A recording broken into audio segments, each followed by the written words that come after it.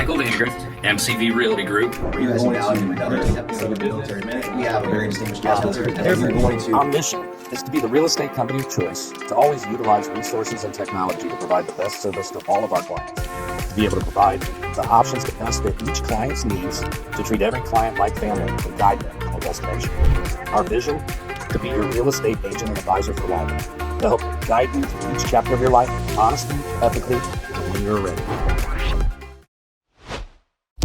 Hello, everyone. Michael Vandegrift, MCV Realty, Keller Williams, coming to you today with the 3Rivers market report for August 7th, 2024, where we cover the local housing market for Fort Wayne and surrounding area. Got a lot of up arrows. Demand really kicked up, especially, of course it did. You know why? Interest rates went down about 0.5% over the past week. That's always going to drive demand. We saw active available homes go down to 526, down 4 from the previous week, a little less than 1%. Week over week, up 26% year over year. New listings came in up 26% week over week, up 24% year over year. So that really shows where that demand's stripping it. We've got new listings coming in, new inventory up 26%, but inventory's down. So that shows where that buyer demand's really stripping it. As soon as they get listed, they're gone. And we see that when we get to the days on the market too. Solds came in up 17% week over week, up 11% year over year. Pendings came in up 4% week over week, up just less than 1%, only one up last year on pendings. Median sale price came in at $260,000, which is actually showing versus last year when it was $267,500 for this week, showing down 3%. So we're seeing another depreciation, but we should see that